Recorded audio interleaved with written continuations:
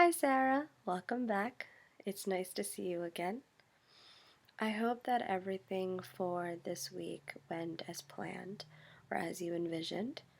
If it didn't, not to worry, it's definitely something that we can process through if it's something that you want to open up about.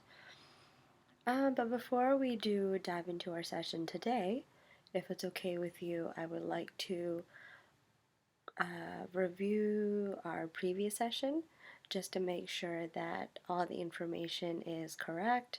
If I missed something, please add it so we can make sure everything is up to date. If something is incorrect, please correct me because I want to make sure that as we move forward that you and I are on the same page. So the notes that I have from last time is that you are 30 years old and you are currently engaged to your fiance now, who you've been in a relationship with for the past 2 to 3 years. And again, congratulations. You are currently working at one of the local healthcare clinics nearby to our organization. But it's a little different because you are on the tech side of it, on the business side, and not the clinical nursing side. Um, and in connection to that, you are currently in grad school going for your MBA. Your family is of Asian descent, but you did mention that your immediate family doesn't live nearby, but they live out of state, which is your actual home, but you moved here to Philadelphia for work and school. So currently, family is not around, your close knit group friends are also not around either. So that actually has to be difficult for you, which you did mention last time as well.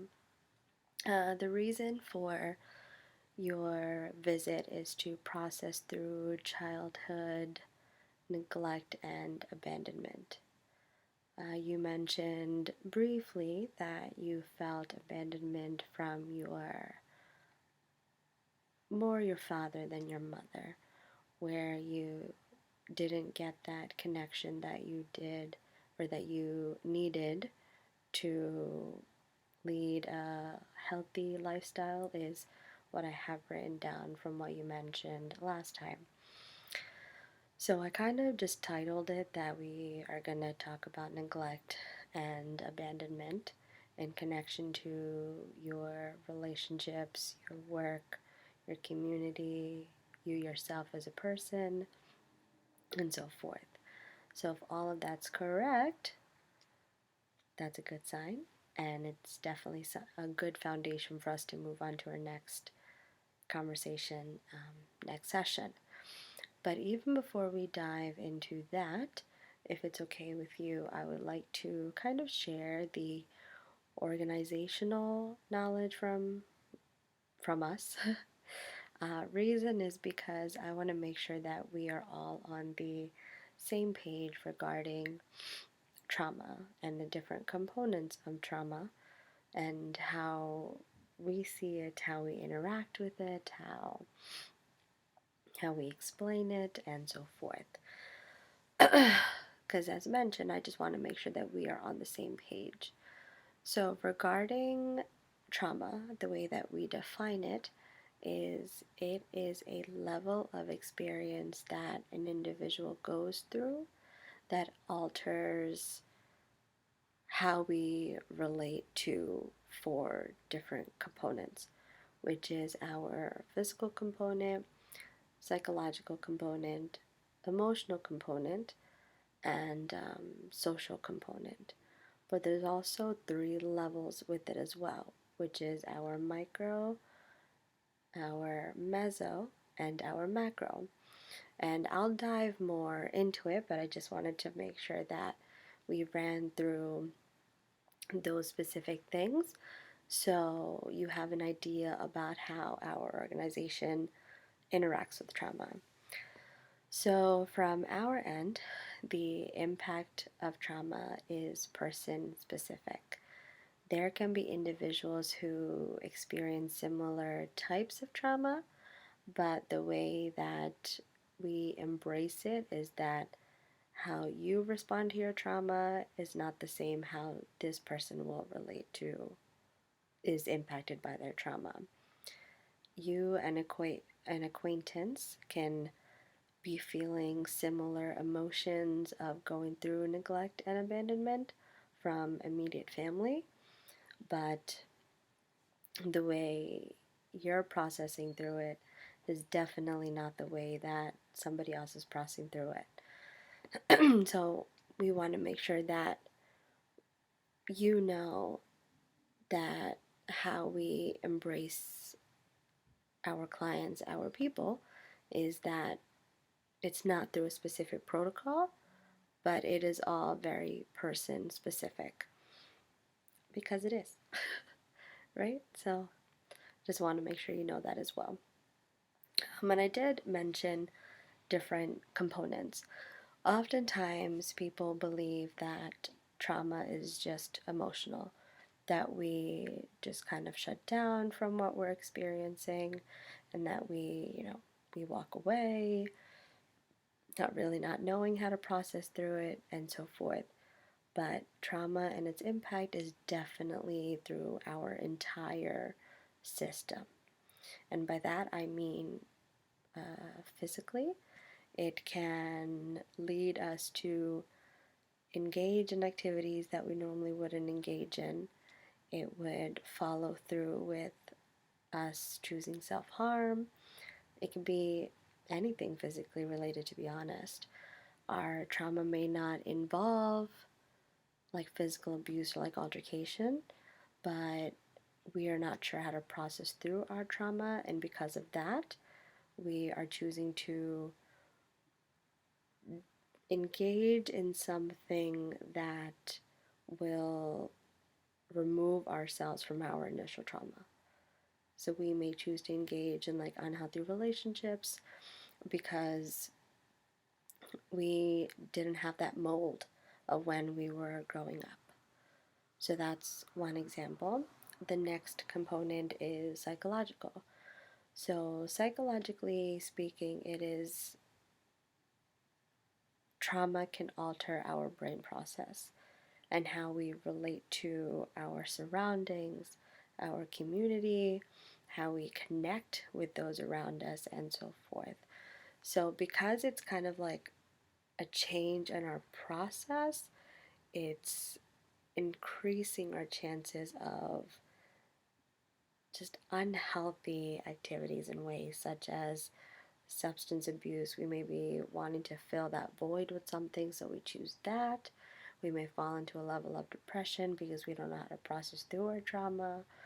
It could increase our anxiety, our sadness, our frustration. We don't know how to work through controlling our emotions, etc. Like going through just your example of neglect and abandonment, it can be in terms of us choosing a different act and activity just so we don't have to experience what we experienced before, but it also could be us filling that void.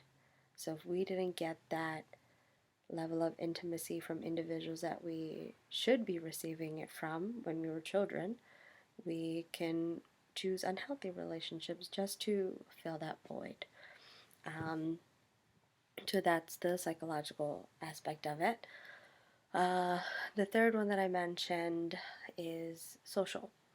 So, social in itself is it's altering our relationships.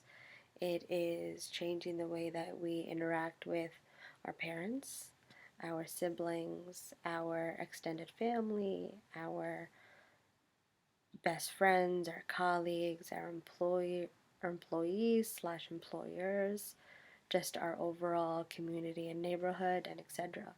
The way that we see them and experience them changes when we're going through something as this. So, what typically does happen is we have to just be more mindful about what we are interacting with. And just kind of using your thing and as it your experience as an example, experiencing a level of neglect and abandonment can lead us to not view our close friends, family, etc., in a way that we should. So we may not be able to trust them because the way when we do trust them and feel that level of trust and loyalty, it doesn't go the way that is planned. We always have that fear that they're going to walk away, and we lose that trust and we feel that distance and not the connection that we need. So those were the 4 components, and I did mention the 3 levels with micro, meso, and macro. So with micro, it is how we relate to ourselves. How does our trauma and how we experience our trauma help us relate to ourselves? How do we see ourselves? How do we embrace it? How do we change it? Then the next level is meso. With our meso foundation, it's in relation to our community, our neighborhood, our overall groups in itself. This the different groups and roles that we play. How do we relate to them, and how does our trauma affect that? And our next level is macro. With our macro level, it is how we relate to society as a whole, but it includes like different policies and government and the different systems that we are a part of. So with macro, what's exciting about it is that it is in connection to change. Our impact can be so great that it can lead to us wanting to create change. We want to bring awareness to what we're going through, and we want to make sure that no other individual experiences it. So, with your example and what you've been sharing thus far, is we can take what you've been going through and bringing it to a system of children organizations to make sure that they are getting the level of care and compassion and patience, etc., that they need to grow to healthier relationships. So that kind of summarizes how our organization focuses on trauma and the impact of trauma to us as individuals. But as mentioned first, it is person specific. So I just want to make sure that everything that we do for you is for you, and that it is your utmost level of comfort, that we're moving in a way that is comfortable for you, but that we are also hitting on all 4 of those components, and if it gets to it, to even that level of macro as well. If you have questions, we can definitely talk more about it. And I thank you for just listening to me talk about our organization and so forth. But now, if you're ready, we can continue on with how things have been going on for you and what you want to talk about for this session.